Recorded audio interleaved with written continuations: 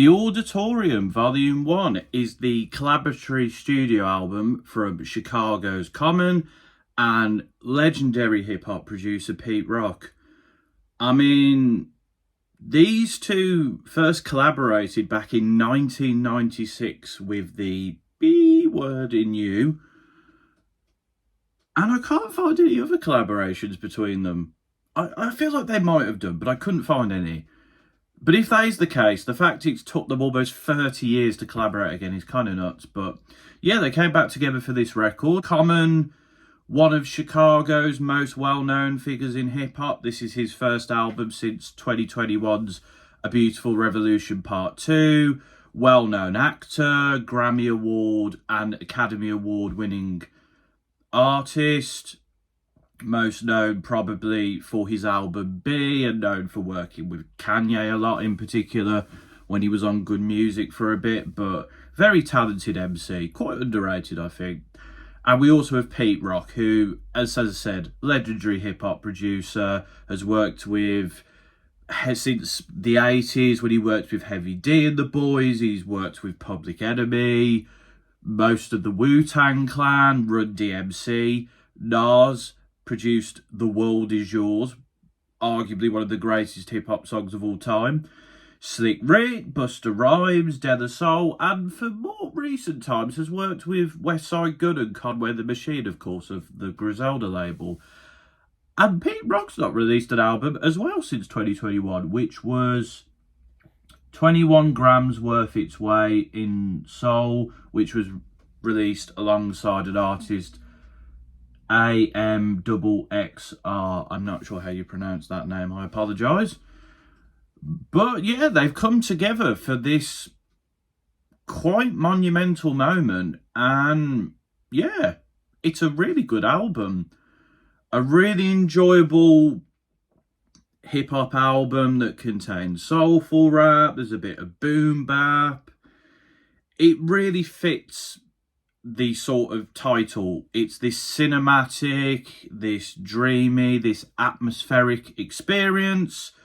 Common is rapping about sort of his life and the struggles he's had to deal with, the struggles for black people, being from Chicago, and it's a really cinematic experience, and it makes for a really good album, which starts off with the track Dreaming.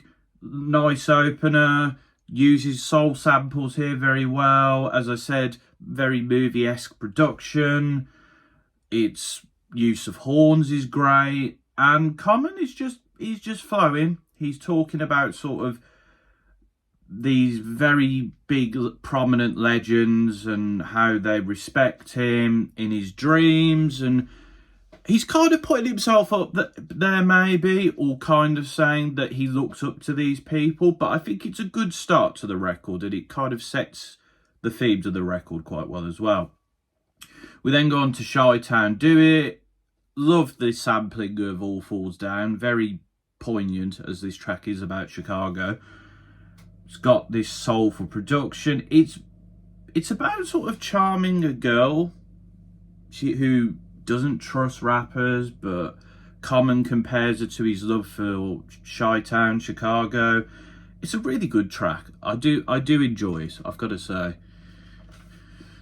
We then go on to, well, the next highlight is Fortunate, which has this glistening and atmospheric and soulful production, which is, and yeah, it's Common kind of saying he's making the most of life and his family and being alive.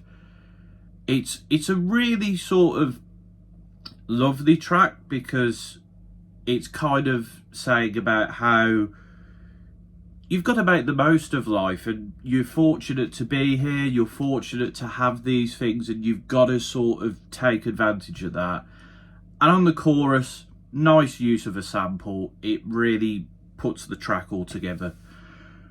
So Many People is like the only track on here that I'm a bit let down by. I just think it goes on too long. The chilled out mellow production with gospel in the back, almost operatic background vocals.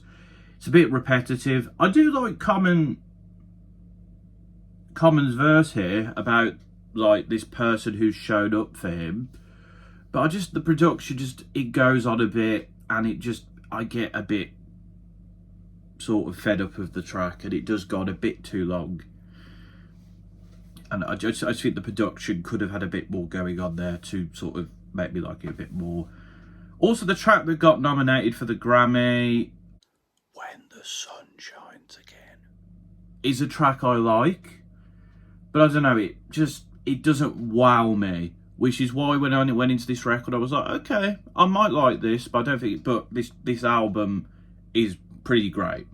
It's just there's that track which I mentioned, which is enjoyable, but it's not amazing. And then, of course, there's So Many People, which, again, only kind of skippable one here. But there is sensational vocals from Jennifer Hudson. She does a really good job here, and her presence is felt. Common sounds really smooth, and I love the use of the piano over this, like, mesmerising beat. It's all about sort of God and his importance to Common and his importance to other people. Really, really nice track. We then get Stella, takes us back to a more old school hip hop feel with the scratches. The use of the saxophone here is lovely. And then Common, he's got a bit more energy in his delivery here. He's like, I'm a God MC. He's bigging himself up. I would say it is braggadocious, but not in the same way as you get from some hip-hop tracks where they're kind of like, look at me with all my money and jewels. This is somebody who's like, look at me, I'm a talented MC, take notice, I am that guy. And that's fair enough, because for somebody who's, 30 years into their career now, he's still delivering. Lonesome, it's got a bit of a bounce to it, a bit more energy, and it's a very poignant track where Common reflects on not wanting to be alone. He says his grandma keeps telling him to find someone because he doesn't want to die alone, but he has support from his friends, his family, the fact he has children. It's a really open track, and we get a lot of those on this record. I think what I like about this record is its variety of topics, but also there's meaning behind them, and there's a story being told, which for me, a story is the best thing you can get from hip hop. And I really like this track, and it does a really good job at putting across Common's thoughts on the topic. Everything's so good. Love the vocals on the chorus from PJ. Really, really nice. Track is very smooth and luxurious sounding, and Common's flow is so smooth here. It's cool, it's crisp. He sounds like the dude.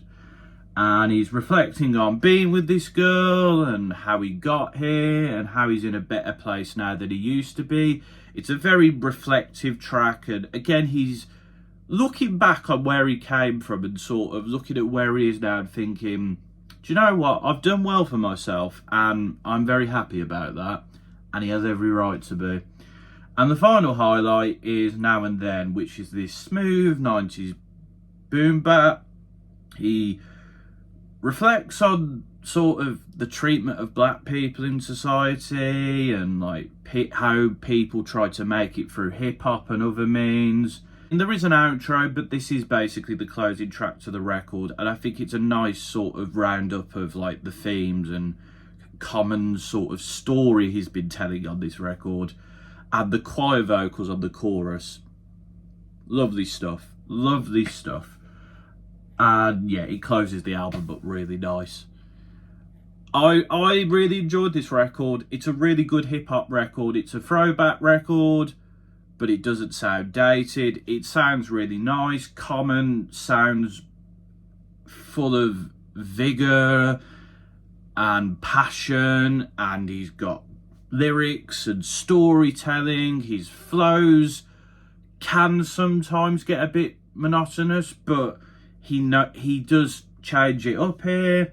Pete Rock's production, barring that one track I mentioned, is really cinematic and atmospheric, and it includes instruments and sampling and background vocals in a really good way. This is a really good collaboration, and if there is an Auditorium Volume 2, because we all know that artists don't always follow up when there's a Volume 1, then I'm very much looking forward to that record, because this was really good. I enjoyed it a lot. Overall, probably an 8 to an 8.5.